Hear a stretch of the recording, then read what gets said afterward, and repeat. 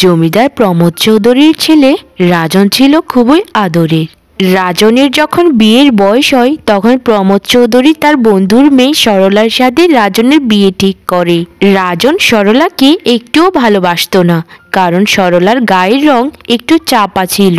তাদের বিয়ের 2 বছর পরে সরলার একটি কঠিন রোগ হয়, যার ফলে সরলার মাথা ভর্তি চুল ঝরে যায়। সরলার এই টেকো মাথার জন্য সরলা সবসময় খুব মন খারাপ করে থাকত। আর সরলার স্বামী রাজন সরলাকে সবসময় খুবই অপমান করে কথা বলতো। এতে সরলা কিছুই বলতো না, শুধু মন খারাপ করে কান্না করত। কিন্তু একদিন, ও মা, এইটা কে তোমার সাথে? ও গো, কথা বলছো না কেন? এটা কে তোমার সাথে? ইনি কি করছেন বলো না, কথা বলছো না কেন? চুপ করে আছো কেন? ওর নাম কামিনী, আমার নতুন স্ত্রী। কেন? তোকে তো জবাব দিতে হবে কেন? আমি হচ্ছি জমিদারের ছেলে রাজন চৌধুরী। আমি কোনো কাজ করলে কারো কাছে আমি কৈফিয়ত দিতে পারবো না, বুঝেছিস? ছাড় বলছি, রাস্তা ছাড় আমার। আমার বাবা তো তোকে আমার কাছে গছিয়ে দিয়ে গেল। আগের দিনগুলো ভুলে যা, বুঝেছিস? এখন কিন্তু বাবা নেই। বাবার মৃত্যুর পর কিন্তু জমিদারের দায়িত্বে আমি আছি। কামিনীকে খুব যত্নে রাখবি, বুঝেছিস? আচ্ছা, আমাকে যদি তোমার পছন্দই হতো না তাহলে আমাকে বিয়ে করেছিলে কেন? আমাকে তখন যদি তুমি বিয়ে না করতে তাহলে তোমারও জীবনটা নষ্ট হতো না, আর আমারটাও হতো না। এখন কেন আমাকে কষ্টের সাগরে ভাসাচ্ছ? আমার অপরাধটা কোথায় বলতে পারবে কি তুমি? তোকে আমি কোনো কশ্মিন কালেও পছন্দ করতাম না, শুধু বাবার কথা মেনে চলেছি, আর কিছুই না। আহা, তুমিও না। এর সাথে কথা বলি কেন সময় নষ্ট করছো শুনি? এর তো মাথায় চুলই নেই, আর গায়ের রংটা দেখো, এত মানুষের কাতারেই পড়ে না। ওকে দেখলে তো আমার ভিন গ্রহের প্রাণীর কথা মনে পড়ে যায়। হা হা হা হা হা। একদম তুমি ঠিক কথাই বলেছ গিন্নি। এটা কোনো মেয়ে মানুষ হলো? আমরা খাবার টেবিলে যাচ্ছি, তুই তাড়াতাড়ি আমাদের জন্য খাবার বেড়ে নিয়ে আয়। রাজন আর কামিনীর খারাপ ব্যবহারে সরলা অনেক কষ্ট পাচ্ছিল। সে আর কিছু না বলে নিস্তব্ধ হয়ে দাঁড়িয়ে রইল। আমি এসে গেছি এখন। এই জমিদার বাড়িতে রাজত্ব করব এখন থেকে। আর সরলা, তুই দেখতে থাক তোর আমি কি অবস্থা করি। তোর মতো এরকম ময়লা আবর্জনা এই জমিদার বাড়িতে রাখবো না, বুঝেছিস? জমিদারের ছেলেকে তো বশ করে নিয়েছি, এখন শুধু বাকি আছে জমিদারের সকল সহায় সম্পত্তি আমার হাতের মুঠোয় করে নিয়ে আসা। আমি এই জমিদার বাড়ির রানী, রানী, রানী। হা হা হা হা হা। হে বিধাতা, যদি কপালে সুখই লেখা রাখবে না তাহলে এই পৃথিবীতে কেনই বা পাঠিয়েছিলে আমাকে? জন্মের পর মাকে হারিয়েছি, জানি না মায়ের ভালোবাসা কেমন হয়। আমার বিয়ের কিছুদিন পর বাবাও মারা গেল। শেষে ছিল আমার শ্বশুর মশাই। আমার শ্বশুর মশাই আমাকে খুবই ভালোবাসতেন, কিন্তু তাকেও তো রাখনি পৃথিবীতে, তোমার কাছে নিয়ে নিলে। এই কষ্টের জীবন আর ভালো লাগে না। না পেলাম মানুষের কাছে সম্মান, না পেলাম ভালোবাসা। জীবনে শুধু অপমান আর অপমানই পেয়ে গেলাম। এ বিধাতা, আমাকে তুমি রাস্তা দেখাও যে আমার কি করা উচিত। আর কত, আর কত, আর পারছি না সইতে, আর পারছি না সইতে, আর পারছি না, আর পারছি না। আরে বাবা, এখানে তুই কান্না করে করে কি বলছিস আমার নামে শুনি? বিধাতার কাছে তুই এটাই তো চাইছিস নাকি, যে আমার মতো মাথা ভর্তি চুল দাও, আমার মতো তোর গায়ের রং হোক, এগুলি তো নাকি? সেই সকাল থেকে দেখছি দুটো থালা বাসন মেজেই চলেছিস। এখনো তোর এই কাজগুলো হচ্ছে না? নিজেকে জমিদারের স্ত্রী ভাবা বন্ধ কর, এখনো সময় আছে। জমিদার রাজন চৌধুরীর একটাই মাত্র বউ, সেটা হচ্ছে আমি। তুই হচ্ছিস জমিদার বাড়ির চাকরানী, বুঝেছিস? চাকরানী। কেন এরকম আচরণ করছো আমার সাথে বলো? আমি কি মানুষ নই? আমার সাথে কেনই বা তোমরা পশুর মতো আচরণ করছো? আহা হা হা রে, পশুর সাথে পশুর মতো আচরণ করবো না তো মানুষের মতো আচরণ করবো? যত সব ন্যাকামো এই বাড়িতে চলবে না, বুঝেছিস? কাজ কর চুপচাপ। এসব কথা বলে কামিনী সেখান থেকে চলে যায়। শোনো জমিদার বাড়ির চাকরেরা, আজ থেকে তোমাদের আর কাজে আসতে হবে না। আমার নতুন কাজের লোক পেয়ে গেছি, এখন থেকে তোমাদের ছুটি। আমার রাখা চাকরকে টাকা দিতে হবে না তোমাদের মতো, একবেলা খাইয়ে দিলেই চলবে। মালকিন, এই জমিদার বাড়িতে আমরা 25টা বছর ধরে কাজ করছি। এই জমিদার বাড়ির প্রতি আমাদের একটা আলাদাই মায়া জমে গেছে। কে এরকম চাকর যে একাই 5 জনের কাজ করতে পারে? কে আবার? আমার স্বামীর প্রথম স্ত্রী। আমার মনে হলো তোদেরকে কাজে রাখা উচিত নয়, তাই তোদেরকে কাজ থেকে বের করে দিচ্ছি। তোরা কি 25 বছর কাজ করেছিস নাকি 50 বছর, সেটা আমার দেখার বিষয় নয়। যা যা, তোদের সাথে এত কথা বলে আমার সময় নেই, যা এখান থেকে এখন।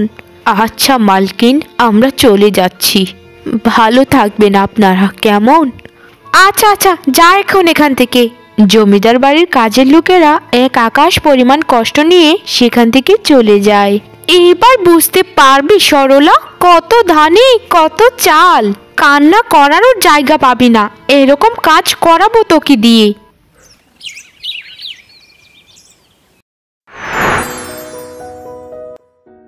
মালকিন, আপনাকে সেই কয়েকদিন ধরে খুঁজে বেড়াচ্ছি, কিন্তু আপনি এখানে কি করছেন একটা ভাঙা কুটিরে? আমেনা খালা, সব কিছুই আমার ভাগ্য। আমাকে ওরা জমিদার বাড়ি থেকে তাড়িয়ে দিয়েছে।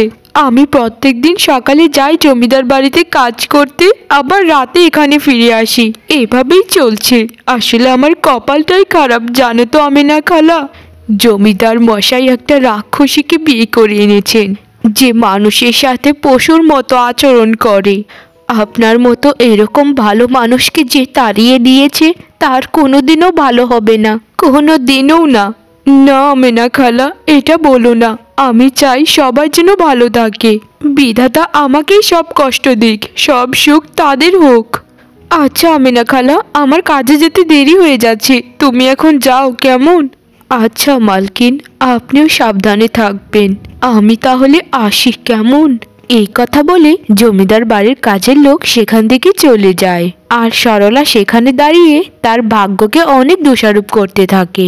এইসব কথা ভাবতে ভাবতেই সরলার চোখ পানিতে ভিজে যায়। গিন্নি, আমি কয়েকদিনের জন্য আমার বন্ধুর বাড়িতে যাচ্ছি। তোমার হাতে সব দায়িত্ব দিয়ে গেলাম, তুমি সবকিছু সামলিও।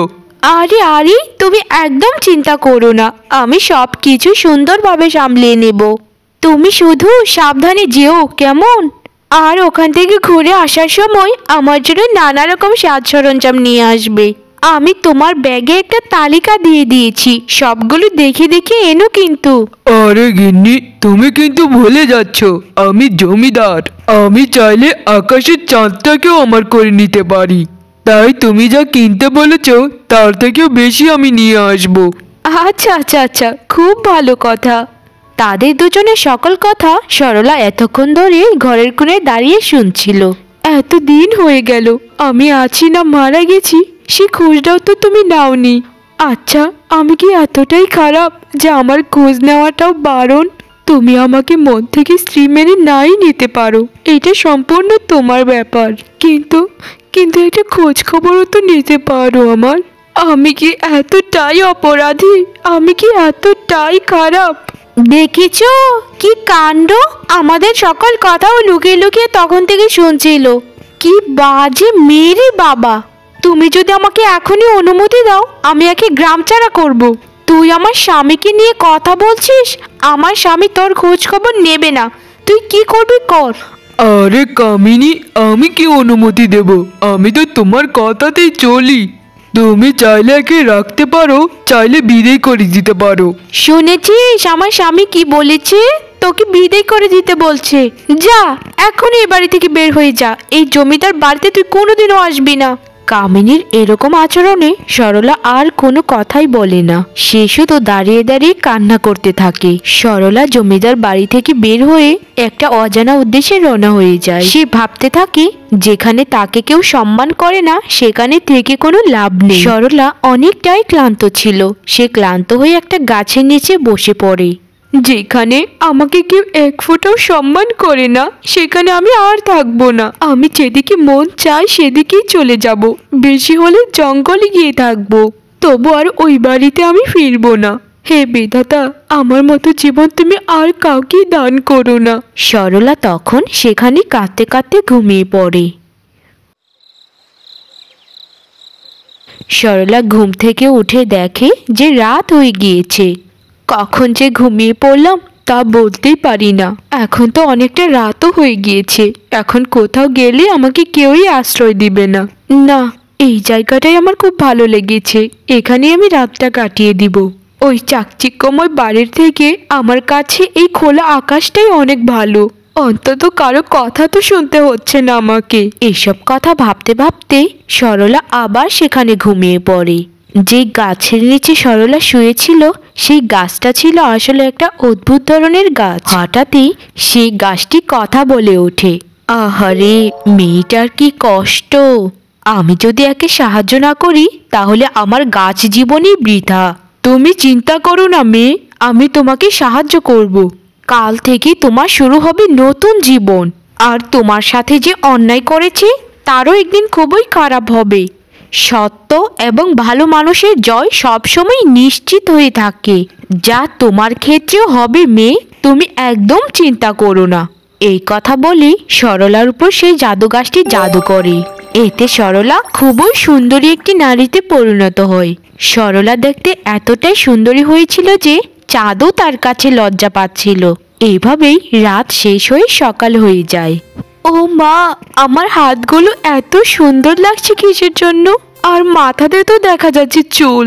রাতারাতি আমার সাথে কি হয়ে গেল আমি তো কিছুই বুঝতে পারছি না। আমি কিছু ভাবতেই পারছি না আমার সাথে কি হয়েছে রাতে। যাই সামনের ওই পুকুর ঘাটে গিয়ে দেখি আমার সাথে কি হয়েছে, আমার চেহারাটা এরকম লাগছে কিসের জন্য। হে বিধাতা, এটা কি আমি কতটা সুন্দরী হয়ে গিয়েছি। আমার মাথা ভর্তি কালো চুল আর দুধে আলতা গায়ের রং, আমার যে কি ভালো লাগছে আমি তা বলে কাউকে বোঝাতে পারবো না। আমি আজকে যাব, আমি বাড়িতে ফিরে যাব। এখন নিশ্চয় আমাকে সবাই মেনে নিবে, আমি তো এখন অনেক সুন্দরী হয়ে গিয়েছি। কে তুমি? তোমার বাড়ি কোথায়? এখানে তুমি কিভাবে এলে বলো? এরকম সুন্দরী মেয়ে তো আমি জীবনেও দেখিনি। আরে, আমাকে তুমি চিনতে পারছো না? আমি এ বাড়ির বড় বউ সরলা। আমার স্বামী কোথায় গেছে? তার সাথে আমি একটু দেখা করতে চাই। কি কথা বলছো তুমি? কি কথা? রাতারাতি তুমি এরকম পাল্টে গেলে কিভাবে? তাড়াতাড়ি আমাকে বলো যে এটা তুমি কিভাবে করলে, না হলে কিন্তু তোমার স্বামীকে আমি মেরে ফেলবো। বলো বলছি, বলো। আমাকে যখন তুমি তাড়িয়ে দিলে তখন আমি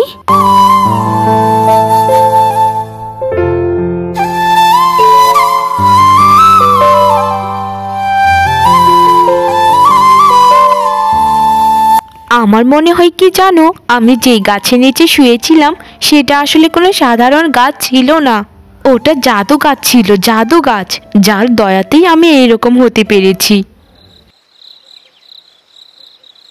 সরলা আমার থেকে বেশি সুন্দরী হয়ে গিয়েছে, এটা কি মানা যায়? আমার সৌন্দর্য তো ওর সৌন্দর্যের ধারে কাছেও নেই। সব হয়েছে ওই গাছটার জন্য। ওই গাছটাকে আমি ছেড়ে কথা বলবো না। না, এটা মেনে নেওয়া যায় না। আজ রাতেই ওই গাছটাকে আমি শেষ করব। আমার কত স্বপ্ন ছিল, এই জমিদার বাড়ির মালকিন হব আমি একদিন, মালকিন।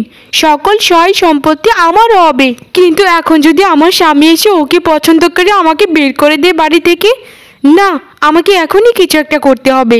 এই কোড়ালটা দিয়েই আমি ওই গাছটাকে একদম শেষ করে দেব। ওই গাছকে যদি আমি কেটে ফেলি তাহলে সরলার সৌন্দর্য চলে যাবে। এই কথা বলে দুষ্ট কামিনী গাছটি কাটার উদ্দেশ্যে সেখান থেকে যেতে থাকে। সে খুবই তাড়াতাড়ি হেঁটে সেই গাছটির কাছে এসে পৌঁছায়। তুই আমার সকল স্বপ্নকে মাটি করে দিতে চলেছিস, তাই তোর এই দুনিয়াতে থাকার কোনো অধিকার নেই। তোকে আমি কেটে উনুন ধরাবো, দাঁড়া। তুই কিভাবে ওই সরলাকে সাহায্য করেছিস সেটারই ফল তোকে ভোগ করতে হবে। এই কথা বলে দুষ্ট কামিনী সেই গাছটি কাটতে শুরু করে। সে যখন গাছটি কাটছিল তখন সেই গাছটি থেকে একটি আলুর চটা এসে কামিনীকে আঘাত করে। কামিনী তখন সেখানেই মাটিতে লুটিয়ে পড়ে এবং মারা যায়। সরলার প্রতি ক্রোধ এবং হিংসায় তাকে ধ্বংস করে দিয়েছিল। সকাল হবার পর কামিনীর লাশ দেখে গ্রামের অনেক মানুষ এসে সেখানে জড়ো হয়। কেউই কামিনীর লাশটি পর্যন্ত ছোঁয়নি, কারণ কামিনীর ব্যবহার অনেক খারাপ ছিল। সে গ্রামবাসীদের সাথেও অনেক খারাপ আচরণ করত। কামিনী তার পাপের শাস্তি পেয়ে গিয়েছিল। আর ওইদিকে সরলার স্বামী রাজন তার ভুল বুঝতে পেরে সরলার কাছে ক্ষমা চায়। আমাকে ক্ষমা করে দিও গিন্নি, আমি তোমার সাথে খুবই খারাপ আচরণ করেছি। আমি কামিনীর সকল পরিকল্পনা ধরে ফেলেছি। সে এই জমিদারি তো নিজের করতে চেয়েছিল, বুঝেছ গিন্নি?